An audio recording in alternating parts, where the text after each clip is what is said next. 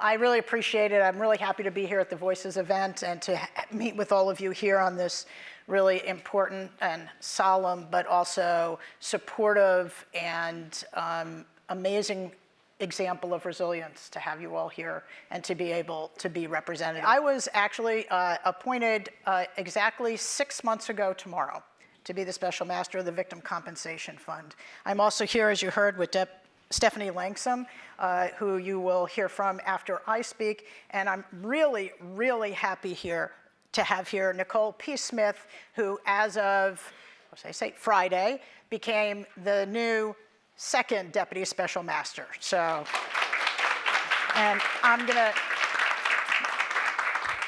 have Nicole step up and just let her tell you a little bit about herself, and then I'll come back. Thank you. Well, good afternoon, everyone. Like Allison said, my name is Nicole P. Smith, newly appointed Deputy Special Master of the VCF, and I just wanted to share a couple words with you guys. Some of you may know me from my many years here at the VCF. I've been here since we reopened back in October of 2011. I've had many different roles, but what you may not know is that I'm originally from Buffalo, New York. And so I'm also a New Yorker, not the city, but New York State is a very strong state, and I've supported, yes, go Bills. And so working here at the VCF for over a decade has really been a challenge of my career and also an honor. Just working with all of the survivors, the responders, hearing all of your stories. I just wanted to confirm with you all that I am from Buffalo, New York, but I am based in our Washington, D.C. office. I moved to D.C. back when I attended Howard University, and that's where I earned my bachelor's degree cum laude. And I always joke that I loved Howard so much that I went twice. I'm actually a Howard University School of Law graduate as well, licensed here in the great state of New York and also DC. And yes, hey. And I have a background in project management as well as I worked at a small law practice before I joined the VCF. And so over the years, like I said, I've had many different roles. I've been claim review supervisor, correspondence manager, I approve payments, I've presided over hearings as hearing officer. And so my deep understanding of VCF policy and touch pretty much all aspects of the program is what I think makes me poised to serve Allison in this new capacity as deputy, and I look forward to continuing to work with you all in the years to come. And so with that, I want to thank you. I want to continue to support this most deserving community, and I'm going to turn it back over to Allison. Thank you. Thank you, Nicole. And just before I get into, I'm supposed to talk a little bit about myself, and then I'll be turning it over to Stefanie to tell you a little bit more about certain things that are happening at the VCF. We also are joined by some other colleagues here today. We have our Director of Operations, Kim Brown, who's here with us today. We have Jackie Delfonso, who is the manager of our New York City office, and we have Sally Flynn, who many of you know, who is my chief of staff. So you can't take on a job like this without a great team, and I have an awesome team.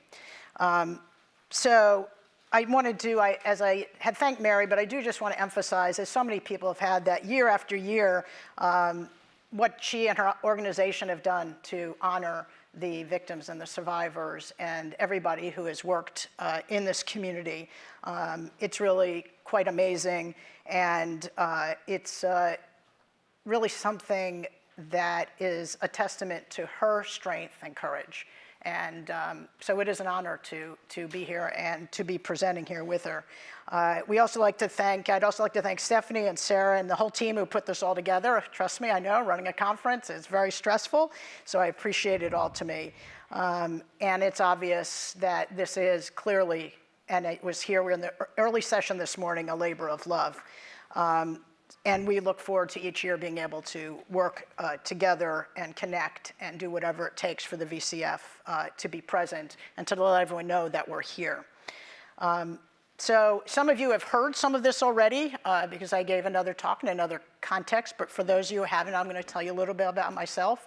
I'm a native New Yorker. I was born and raised here in Washington Heights.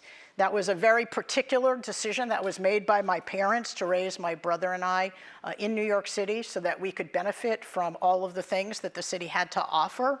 My parents are unfortunately both passed, and as my colleagues know, unfortunately my father passed 2 months short of hearing that I had gotten this position, which he would have been, for those of you who know Yiddish, he would have kvel. So so I really do so much of the work and everything I do based on where I came from. My parents were really quite remarkable. They were civil rights activists, women's rights activists, anti-war activists. Among other things, my mom worked in the New York City public schools, most notably as a social worker who worked with students who wouldn't come to school. And one of the things that she did during that time, the school that she worked for is no longer there. It used to be on the east side of Manhattan in about 135th Street. Many of their students came from the Southeast Bronx. And when children did not come to school, my mother would go out to try to go to their homes and find out why they weren't attending school. My mom, we used to call her Little Mommy. She was probably about up to here on me. And she would sometimes from there take a cab to go over to the Southeast Bronx to Fox Street. For those of you who know Fort Apache, you know where that is. And the cabs would not drive down the streets where my mother would have to go. So she would get off on the corner and she would walk down and she would go to people's homes and try and find out why the kids were not coming to school. And it's not what people think. The kids were not cutting school because they were playing around or dealing drugs or doing any of the things that we worry about our youth doing. The vast majority of them were caring for younger children so that their parents could work, and or they were the only ones who were caring there, or they were actually at work themselves so that they could help support their families. And these are the lessons that my mother brought home to me. My mother was the most well-spoken person that in all these years I've been alive, I had and have ever met. And so that always resonates with me to make her proud when I have to speak to folks as well. My dad was born and raised in the Bronx. He's the son of immigrants, so he was a first-generation American. My grandparents came from Austria and from Bessarabia, and my grandfather started a successful commercial laundry business that had existed before the Depression and before the war, and then kept running the whole time through that time as my other relatives were fleeing the Holocaust. He employed every single person who came to work in that laundry and gave them a way up. And it's, again, one of those lessons that I learned, which is that when you have privilege, you have responsibility. And so that's what has driven my life and my career. My dad was, by business, a hotel man, but most of his career outside of what he did during the day related to helping others and following in history. My dad was the president of the City Club of New York. For those of you who are longer New Yorkers, you may remember it, a very active civic organization. And in fact, it was his idea to come up with the newsletter that's called the Gadfly. And if you know what that stands for, you'll understand the significance of that. He also had taken a class when he was a young man with W.E.B. Du Bois, which sent him on a lifelong interest in the Reconstruction era of American history. And the result of that was, after years and years of my dad collecting items, of doing history, although he was a businessman, he wasn't a historian, he wrote a book called The Heroes of Reconstruction so that he could let people know about that lost part of our history. And he followed that up by writing 10 more books on hotel history, and in fact won Historian of the Year 3 times from the hotel organization that oversees those things. So first of all, I'm not going to write a book. Okay, so let's sew that piece. I don't want to think I have to follow in his footsteps, but the rest of it was really to have this foundational part of myself. I went to college. After college, I became a police officer. I shocked my nice Jewish parents, because nice Jewish girls don't become police officers. So, and I thought that I would stay there for 2 years, but honestly, the first day that I put that uniform on, I felt like a hero. And I wasn't a police officer here in New York City. I was in the Philadelphia area, and I ended up staying for 8 years total, the 4 middle years of which I went to law school at Temple University. And after that, leaving that department as a lieutenant, I came back home. And I came back and worked in the Manhattan District Attorney's Office under Mr. Morgenthau. One of the things I'm very proud of, I prosecuted felony narcotics during the crack epidemic. I handled felony child abuse cases, as well as worked in the Special Projects Bureau, handled serious felonies and homicides. It was an amazing opportunity to seek justice, which is something I think is a key part of supporting victims and trying to make our community as a whole be better, function better, create a pathway forward for people. I did spend 1.5 years in Central Illinois as a prosecutor, and then I came to the Washington, D.C. area. I worked for an organization called the National Center for Prosecution of Child Abuse.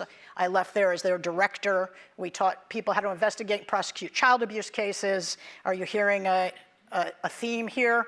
My career is related to working with, advocating for, fighting for, and supporting victims. I then went to work for the federal government. I worked in the SMART office, the Office of Sex Offender Sentencing, Monitoring, Apprehending, Registering, and Tracking. And if you could say that again that fast, you get a prize. I worked there with the Indian tribes, helping them implement the Sex Offender Registration and Notification Act. And then I was promoted. I went to the Office for Victims of Crime. I was a deputy director of a division. And relevant to this work is that I oversaw our mass violence and terrorism program response to victims, both locally, as well as our international victims of crime program, which paid to compensation program that paid to American victims of international terrorism overseas and the people who worked in our consulates. And then I did start like at 5 doing all this, by the way. Before I came here, I worked on a special project for the Office of the Deputy Attorney General to create another fund, which was to set up a fund for the Amy, Vicky, and Andy Act, which is for victims of trafficking and child pornography. And then I was appointed by the Attorney General to come here, and I am so deeply humbled and honored to have this position as the permanent special master of the September 11th Victim Compensation Fund. I work with extraordinary people at the fund, and I am absolutely blessed and graced to understand and to see how unique and committed they are. At that moment, I'm going to turn it over to Stefanie Langsam, our Deputy Special Master, to tell us about transformation.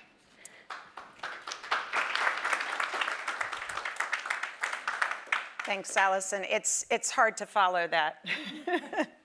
But we are thrilled that Allison joined us in March. I think it's great that this marks her 6th-month anniversary with the VCF, and the team has been very energized and excited, and her background, as she just mentioned, has been just such a terrific fit for our team and, more importantly, for our claimants. So I am going to briefly talk about our transformation effort, which we are incredibly excited about. This is something we started talking about in 2019 when we were made permanent, thanks to the efforts of many of the individuals in this room, the advocates. And it was the first time we had a chance to look at our program as a long-term, fully funded program. So the transformation effort is a reimagining of the VCF to make sure that we are here to support claimants and their families through 2090. We are transforming in many ways, but the biggest part of our transformation is the transformation of our online claim system. Our current system is old, it's outdated, and we have been working over the last year or so on the development of a new system that focuses on improving the claimant experience, most importantly, reducing the time it takes from claim submission to award, and again, ensuring that we are here through 2090. So the system is called MyVCF, and it's going to, we hope, achieve several key goals. Number 1, streamline and simplify the claim filing process. So for anyone who has filed a claim with us, you likely know that you have to do parts of it in the online claim form, and then you might go to our website and try to find the information you need to help you answer the question. This is all going to be in one system with tips and guidance to help you understand the questions that are being asked. The questions are being done in a way that's much simpler, using plain language. We hope that that will ease the process and make it very clear what you need in order to file your claim. It's going to guide you through the process. And again, another important aspect is it won't allow you to submit your claim until you have completed all of the required questions and have uploaded the documentation that we need in order to review your claim and be able to issue the award. So we have been making tremendous progress in the development of the system, as I said, and I'm actually going to let Allison share an announcement, and we also have a short video about when the system will be available. So Allison, I turn it back over to you. Thank you, Stefanie. And this is one of those things, rank has its privileges. Here's one of them. I'm extremely happy to announce that we will be launching MyVCF by June of 2024. And we have a date that we're set out for, which is to be by May 28th, but just in case. We want to make sure that we'll do it before June 2024. There will be many updates as we go through now and then. There's a lot of things that happen in chunks. If you've ever been involved in a large system and setting it up and adding information, we have to take information from our old system and put it in the new system. There'll be extensive communication as we do this. There'll be training modules that will be online and materials that are available prior to the launch. We will have expanded assistance. Some of you we know have worked with our helpline. They will be expanding in size as well as receiving extensive training to help people who will be calling into them. We also have other in-place people to assist with folks using the new system. And as we prepare for this, MyVCF, I'm really happy and really encouraged by the support that we received from this community. And we do have a very brief video we'd like to show about MyVCF. In the 12 years since the September 11th Victim Compensation Fund reopened, we are proud to have awarded $11 billion to almost 52,000 victims and their families. My name is Allison Turkel. I'm the Special Master of the September 11th Victim Compensation Fund. The VCF ensures that those that were impacted by the events of September 11th are able to file claims and receive compensation. If you are at one of the crash sites or in Lower Manhattan below Canal Street at any point between September 11th, 2001 and May 30th, 2002, you should register with the VCF, even if you are currently not sick. The September 11th Victim Compensation Fund is not just for first responders. The first thing that anyone has to do is to register. This way you preserve your legal right to file a claim. Registration is simple. You can do it online at vcf.gov/register or by calling the VCF helpline at 1-855-885-1555. We have made significant progress reducing the time it takes to process claims, but we know we can do better. This is why we are proud to roll out an enhanced claim filing system called MyVCF, which will launch in early 2024. MyVCF is a new claim system that provides a user-friendly, guided experience to help you submit a complete claim, helps us reduce wait times to issue awards, and supports the long-term sustainability of the fund to take claims through 2090. MyVCF will simplify and streamline the claim process. It will guide you through each question and let you know what documents you need to include depending on your specific circumstances. We are excited about MyVCF and will share more information as we get closer to launching the system. You can learn more at vcf.gov. The VCF is committed to helping victims and their families receive the funds that they deserve for decades to come.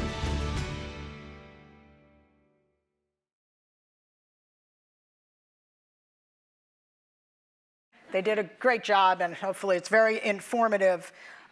You know, one of the things that people do when you take on a job like this is they ask, what is your vision? What are the things that you want to do? And I'm going to just talk about one of them in the few minutes that I have left. I want to ask everybody here today if you will please help us continue to spread the word about the Victim Compensation Fund. If you know anyone who answers yes to this question, were you there? Encourage them, whether they're sick or not, to take a few minutes and register with the VCF. It's simple, it doesn't take much time, as you saw there. They don't need any special information. It asks a few simple questions, and it may hold information for them and have them know and learn later on, if they do become ill, that they then can submit a claim to try and get compensation from the VCF fund. At the end of the day, the VCF is here to help people, and we want every potential eligible person to know about the VCF. So one of the main things that we will be working on and that we have been working on is we are getting a new communications director, and we are focusing on outreach. And we are focusing on outreach in ways that we've never been able to do before. And we are going to be able to do that because of the efforts of many of you in this room making the VCF a permanent program until 2090. So I thank all of you so much.